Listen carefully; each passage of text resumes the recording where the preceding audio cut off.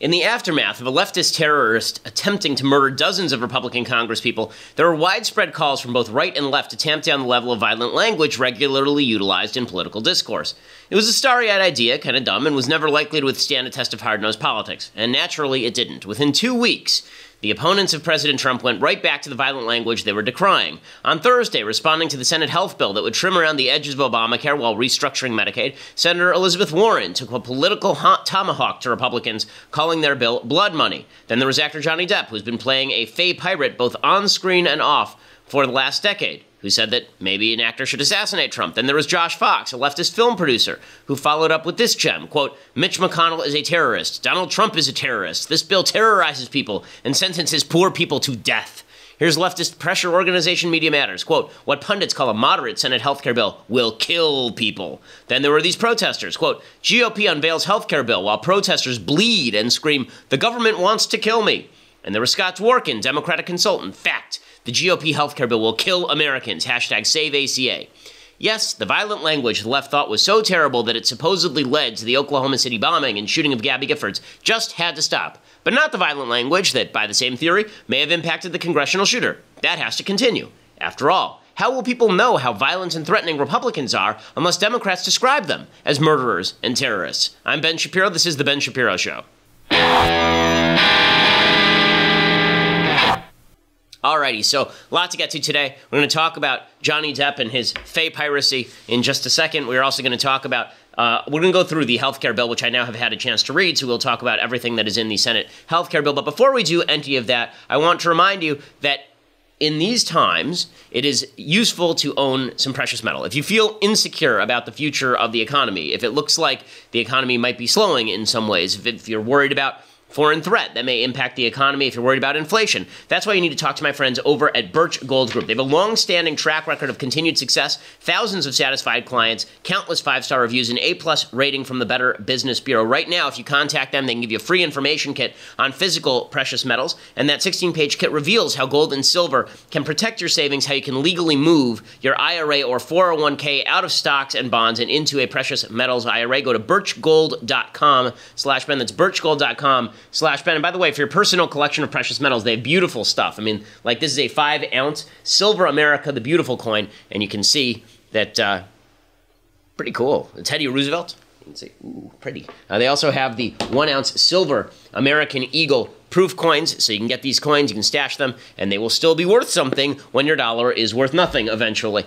So make sure that you go over to Birch Gold Group and talk to them right now. birchgold.com/Ben. Ask all your questions. At least part of your portfolio should be in precious metals to hedge against inflation and governmental intervention. That's what Birch Gold is for. birchgold.com/Ben. Use the /Ben that they know that we sent you. Okay, so as the Republicans release their Senate healthcare bill, which we'll go through in a second and talk about, I don't like it. I think it doesn't repeal Obamacare. It does some good things because most Republican bills do some good things. But if this is the big Obamacare repeal we were told about, this is not that. This is not what that is, and it is a lie for Republicans to suggest that it is, and there are a couple of serious Republican political problems associated with this healthcare bill. But before we get to that, I want to talk about the Democrats' new obsession. Really isn't new. I mean, this has been since the election, with killing Trump and saying violent things about Republicans and being just quite terrible. So, you know, we talked in the aftermath of the congressional shooting about when language is connected to violence. And I said that,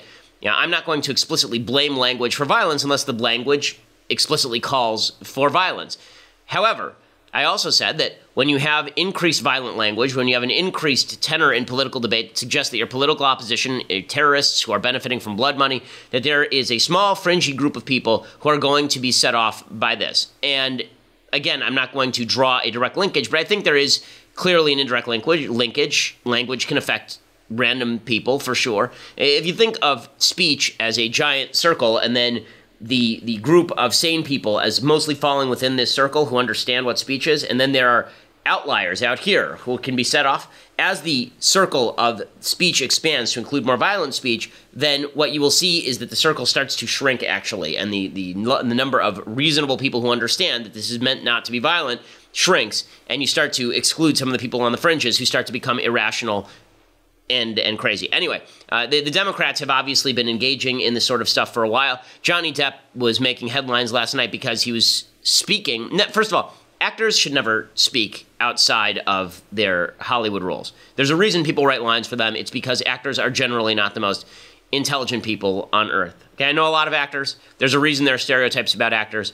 They memorize lines, particularly movie actors who memorize 3 lines at a time. I mean, not even stage actors who have to memorize an entire play, but movie actors who memorize 3 lines at a time.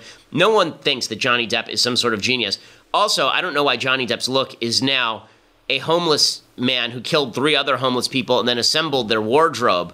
It probably cost him thousands of dollars. Greg Gutfeld says he looks like a refugee from Hot Topic. I think that's probably correct. It looks like he raided my grandmother's drawer for that for that blue bracelet, and then he found a teenage girl and robbed her car for some of those other bracelets. And then it looks like he went over to the local jewelry store and knocked it over for those blingy rings. Or alternatively, he went to a candy shop and just spent a lot of money there. And then he grabbed a hat that may have come from a bad guy in a Western or also may have come from a hipster. I'm going to go with probably from the hipster. And he got a Michael Jackson silk black shirt in order to from the dead man's closet. In any case, here is Johnny Depp, who has been playing a fey pirate really since the first Pirates of the Caribbean. It's sad because Johnny Depp used to be a pretty good actor, and now Johnny Depp just does the Lone Ranger as a fey pirate, and then he does the fey pirate as a fey pirate, and then he does Black Mass.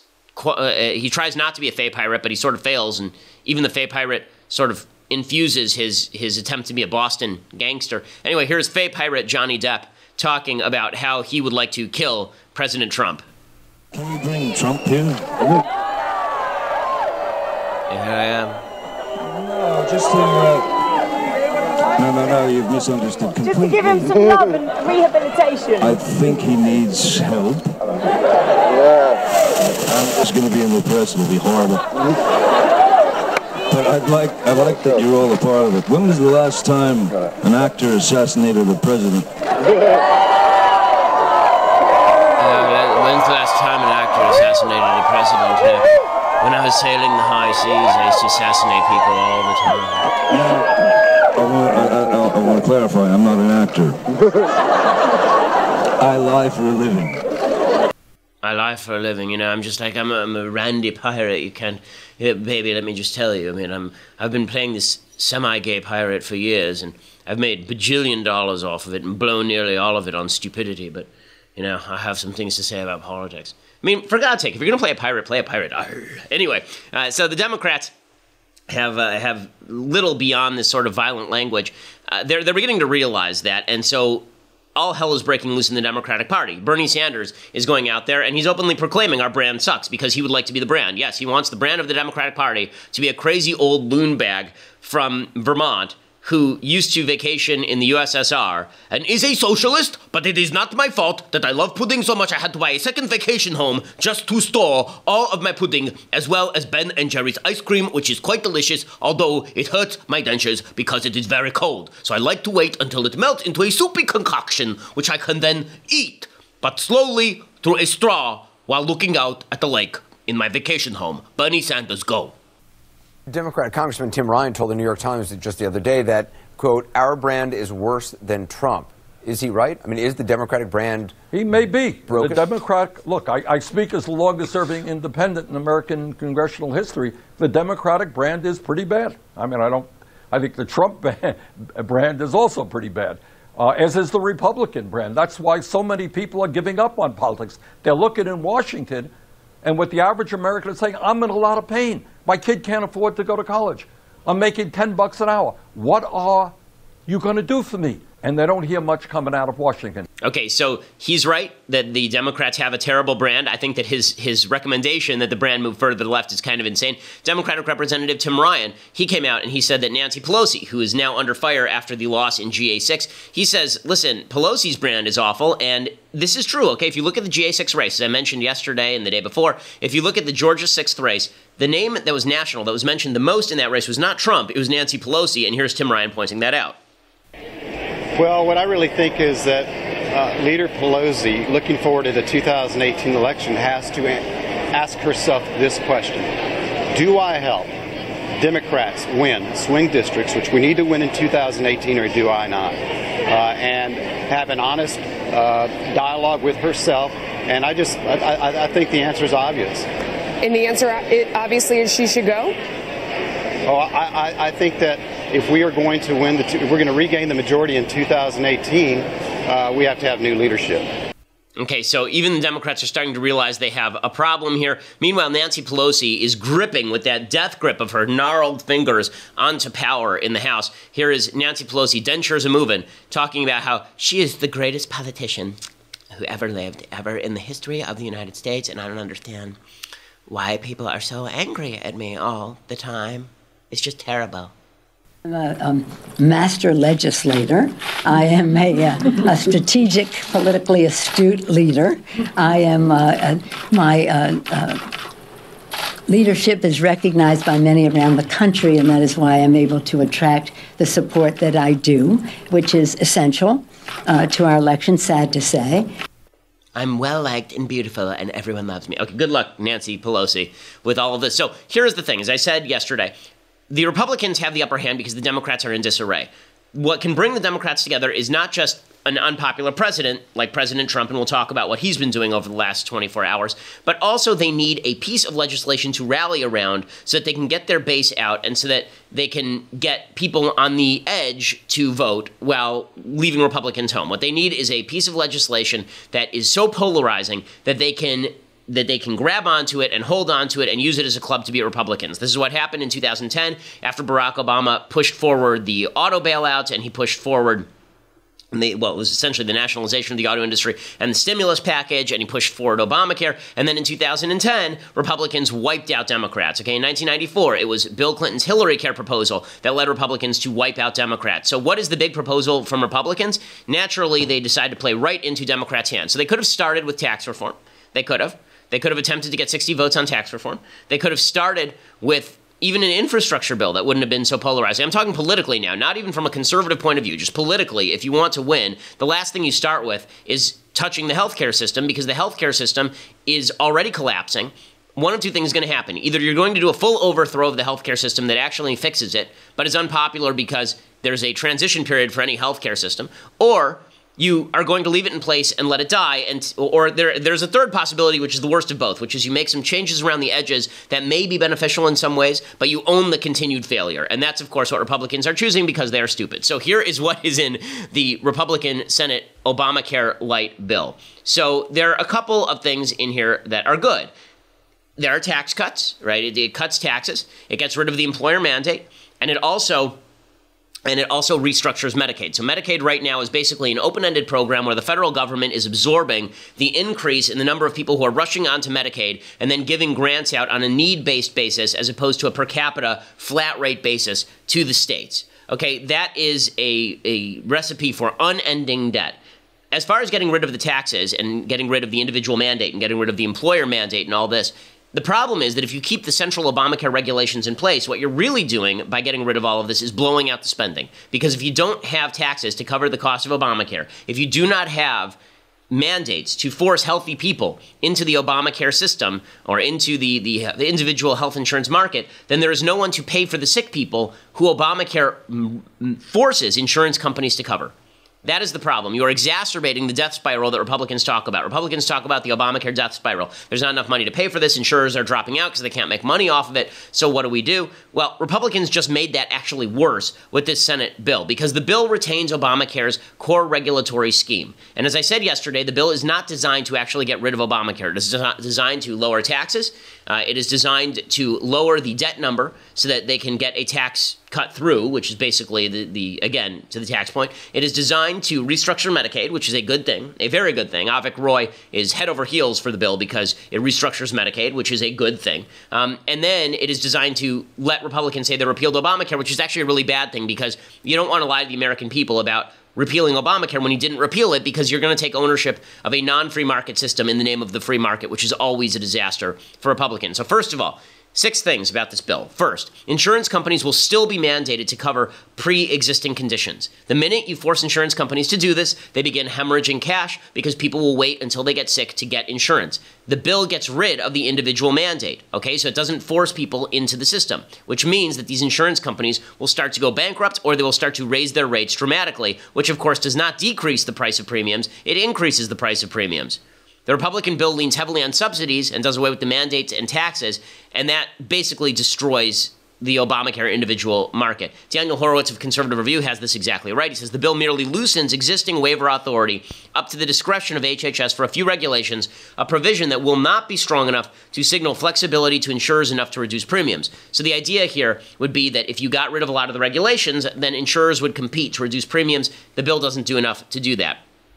The bill re-enshrines a bunch of subsidies to insurance companies. As I talked about from Peter Suderman at Reason Magazine yesterday, the Republicans originally opposed the idea that the federal government was going to subsidize insurance companies. Now they're saying that it's great that the federal government is subsidizing insurance companies, and that is not great, okay? And the reason they're subsidizing the insurance companies is because they kept all of the Obamacare regulations. The bill also provides new entitlements for middle-income Americans. So right now, Obamacare gives subsidies for insurance purchase to families of 4, making 4 times the federal poverty level. It's about $100,000. The Senate Republican bill reduces that to $86,000. But as prices rise, which they will continue to do, given the continuation of the regulations, the subsidies are not going to be enough. Now, this is still better than the system that was in place from the House so far as covering people and not forcing them onto Medicare, but it is a giant subsidy system. It is an entitlement. It alters Medicaid, and this is a good thing, but it does it mostly down the road. So originally, the House bill that was proposed would have begun rolling back federal funding on a need-based basis beginning in 2020 and ending the open-ended funding of expansion of Medicaid enrollees. Now, the rollback has been kicked back to 2021. You know why? It's because it's after Trump's reelection. And in 2025, it creates a growth cap on Medicaid payments linked to inflation rather than health cost inflation, which means that basically instead of the federal government's Medicaid reimbursement being linked to the cost of health care, it's linked just to the dollar. Well, the problem with that, of course, is that that means that Medicaid reimbursements are going to drop, which is okay because that forces people onto private insurance, which they should be getting anyway, but it is never going to materialize anyway because it's 2025. If you really think that it's now 2017, if you really think that 8 years from now anything is going to be certain, then you don't know how government works. The bill does defund Planned Parenthood. This is the sop to the conservatives. It does it for 1 year. Okay, Medicaid is not able to fund Planned Parenthood for 1 year, not for 4 years, not for 10 years, for 1 year. And finally, as I say, the individual mandate and taxes disappear, which would be good, except for it exacerbating the Obamacare death spiral, for which Republicans will now be blamed. So I think Nate Silver basically has this right. I'm just being intellectually honest here. This bill is not a health care revision. It is about restructuring Medicaid, which is good, but it does so in the long term when it's not actually going to materialize. And it is about tax cuts and ensuring that Republicans can get tax reform through.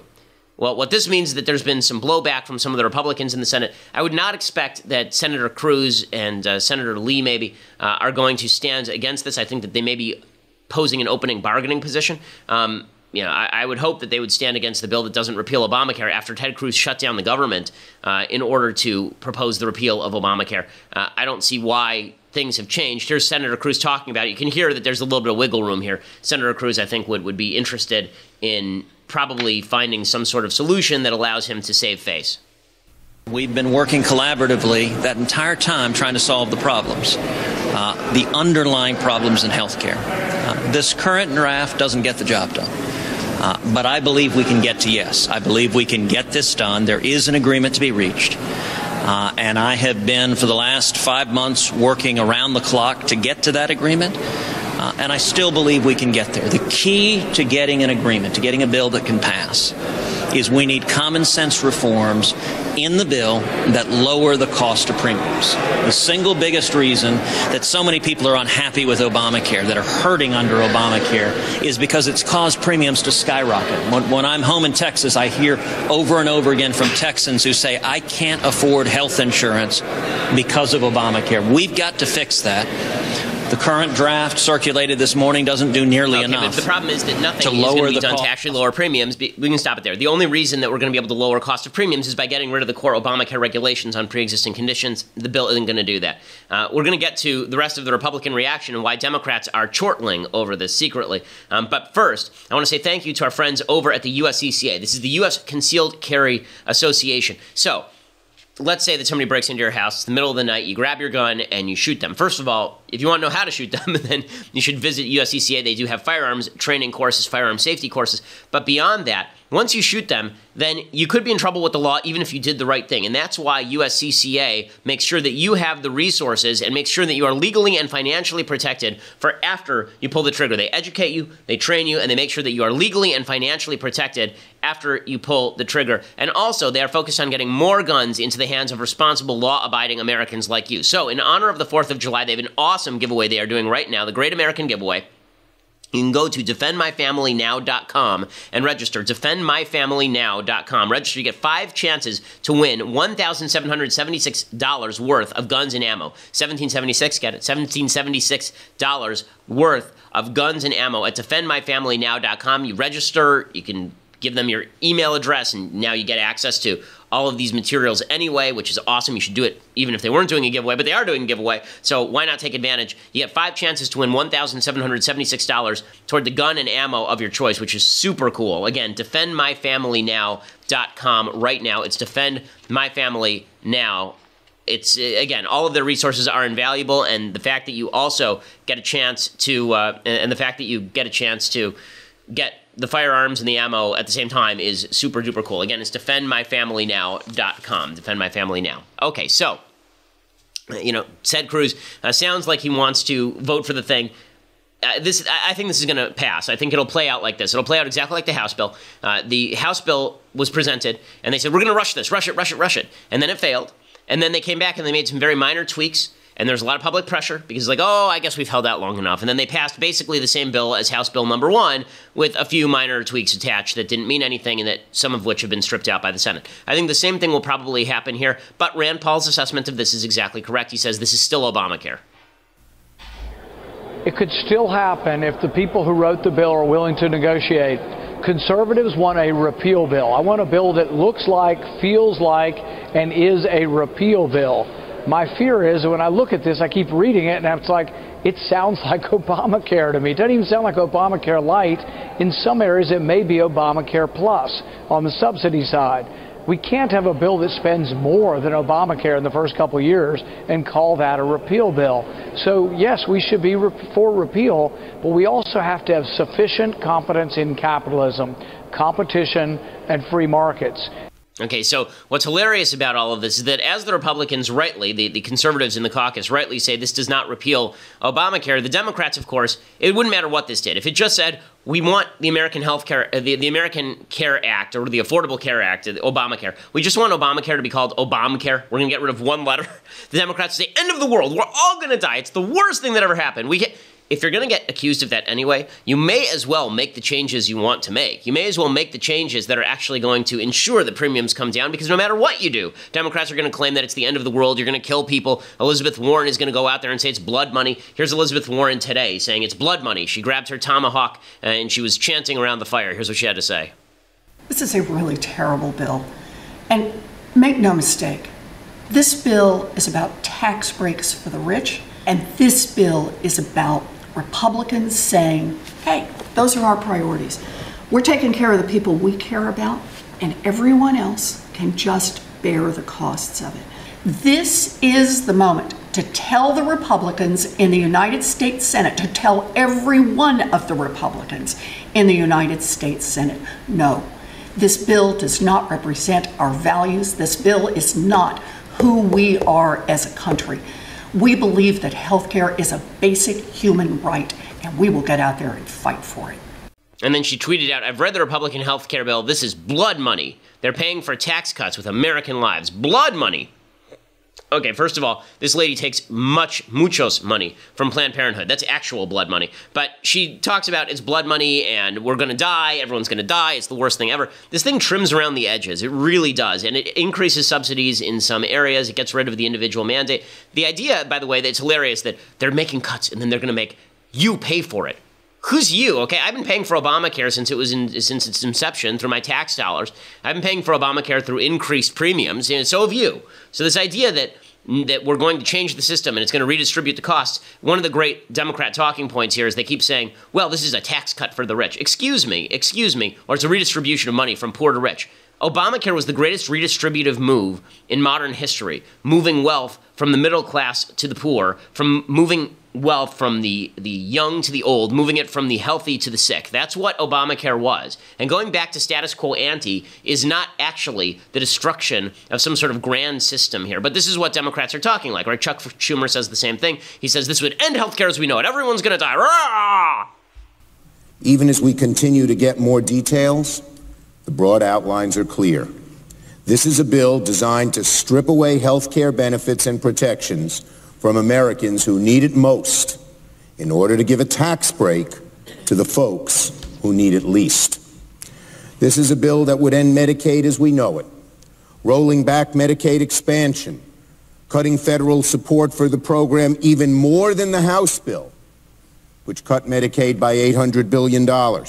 From what is reported, in just 3 short years, under the Senate bill, Republicans will kick millions off their Medicaid coverage. Okay, so again, Democrats are always going to claim this stuff. Barack Obama went on Facebook and posted a long rant about how terrible the bill is and how everyone's going to die. And the Democrats are always going to claim this. They're always going to claim this. And this is why Republicans ought to just do whatever the hell they want and pass a bill that does what they said it would do and repeal this piece of crap legislation instead of trimming around the edges because they actually want to keep it while lying to you about it. That's what's really nasty about all of this. Okay, well, as we continue here on the Ben Shapiro Show, I want to get to the mailbag. We're going to do the mailbag. We're also going to get to President Trump's comments about the tapes. Finally, we have an answer on the tapes and all of that. We will talk about that. I also want to talk about the fact that the Obama administration really did almost nothing to get on top of the Putin supposed election interference, while Democrats